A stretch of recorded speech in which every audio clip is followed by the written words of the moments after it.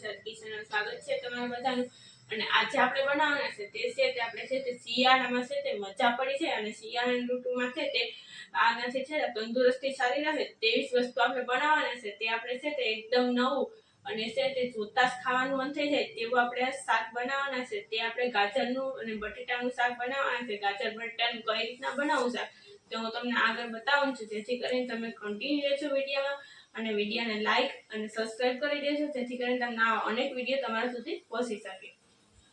આજે આપણે છે તે ગાજર બટેટાનું શાક બનાવવાના છે। તો શિયાળા માટે ગાજર બટેટાનું શાક બનાવવા માટે થઈને આપણે આ રીતના આપણે છે તેની આપણે સાલ પાડી લેવાની અને સાલ પાડીને તેને કઈ રીતના સમારવા તે હું તમને બતાવી દઉં। તો આ રીતના આપણે છે તે ગાજરની છે તે સાલ પાડી નાખી છે।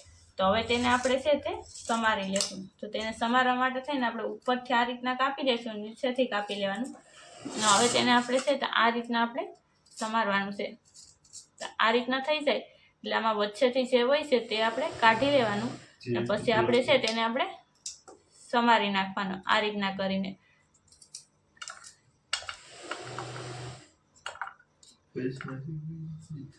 તો હવે આ રીતના આપણે છે તે સમારી લેશું। જે આપણે ગાજરે સમારી નાખવાના છે ને બટેટા પણ છે તે આપણે સમારી લેશું સાલ પાડીને આ રીતના નાની સાઈઝના। તો આપણે છે તો આ રીતના આપણે ગાજરે સમારી નાખ્યા છે ને તેની સાથે આપણે છે તો આ રીતના આપણે બટેટાને પણ છે તે સાલ પાડીને સમારી નાખ્યા। હવે આપણે તેનો વઘાર કરવાનો છે, તો જોઈ લઈએ વઘાર કેમ કરવો। તો આપણું તેલ ગરમ થઈ ગયું, તેની અંદર આપણે છે તે 1 ચમચી જેટલી આપણે રાઈ નાખી દઈશું। તેલ આપણે છે તે મોટી 4 ચમચી જેટલું આપણે તેલ નાખેલું છે। તો આ રીતના રાઈ નાખીને તેને આપણે કકડવા દેવાની। તો રાઈ કકડી જાય એટલે તેની અંદર આપણે છે તે તજ, બાદિયા અને જીરું નાખવાનું છે। તો રાઈને કકડવા દઈએ। તો હવે તેની અંદર જીરું ને તજ ને બાદિયા નાખીને તેને કકડવા દેશું। પછી આપણે તેની અંદર નાખશું તે આપણે લસણ છે તે આ રીતના અટકચરું વાટી કરી રાખ્યું છે તે નાખી દેવાનું। તો હવે આપણે છે તે લસણ નાખી દઈએ અને તેને પણ આપણે છે તે સરસ મજાનું આ રીતના તળવા દેશું। તે રચાસ ઉપર થાય એટલે તેની અંદર આપણે લીમડો નાખવાનો છે। તો મીઠો લીમડો પણ નાખી દઈએ। હવે તેને બધી મસાલાને છે તે સરસ મજાનું પાકવા દેશું ને પછી આપણે તેની અંદર આપણે ગાજર નાખવાના છે। તો ગાજર નાખી દઈએ। તો હવે ગાજર નાખી દીધા, તો હવે તેની અંદર બટેટા નાખી દઈશું। તો બટેટા નાખીને હવે તેમાં મસાલા નાખી દઈએ। તો તેના માટે છે ને 1 ચમચી આપણે હળદર લીધી છે ને હવે તેની સાથે આપણે સ્વાદ મુજબ મીઠું નાખવાનું। તો 2 ચમચી જેટલું મીઠું નાખી દઈએ આ રીતના ને હવે તેની અંદર આપણે લાલ મરચું નાખવાનું છે। તો લાલ મરચું પણ આપણે ટેસ્ટ વધારે નાખશું, કેમ કે છે તે ગાજર છે તે મીઠા હોય છે એટલા માટે થઈને લાલ મરચું છે તે આપણે 1.5 થી 2 ચમચી જેટલું નાખવાનું છે। હવે તેને સરસ મજાનું છે તે મિક્સ કરી લઈએ। તો બધી વસ્તુ છે ને આ રીતના આપણે એકસાથે મિક્સ કરીશું પછી તેને આપણે થોડી વાર માટે હલાવતા રહેવાનું, જેથી કરીને છે તે ગાજર અને બટેટા છે તે થોડા સોફ્ટ થઈ જાય। પછી જ આપણે છે તેની અંદર આગળની પ્રોસેસ કરવાની। ત્યાં સુધી આપણે તેને આ રીતના આપણે હલાવતા રહીએ અને ચડવા દઈશું 5 મિનિટ માટે।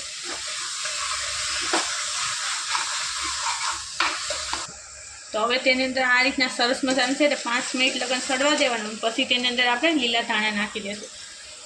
તો આ રીતના આપણે લીલા ધાણા નાખી દીધા છે અને તેની સાથે આપણે છે તે 1/2 ચમચી જેટલી આપણે ખાંડ નાખી દઈશું, એટલે છે તે ફટાફટ આપણું શાક છે તે સળી જશે અને ખટ મીઠું શાક બને એટલા માટે તેને। તો હવે તેને આ રીતના સરસ મજાનું મિક્સ કરી લેવાનું। તમે જોઈ શકો તો અત્યારે જેમ લાગે છે કે અત્યારે મોંમાં પાણી આવી જાય એવું જ આપણું આ શાક બનશે અને રોટલીને ઓછી પાડી દે એવું જ આ શાક થાય। તો તમે જોઈ શકો કે કેવું સરસ મજાનું છે અત્યારે।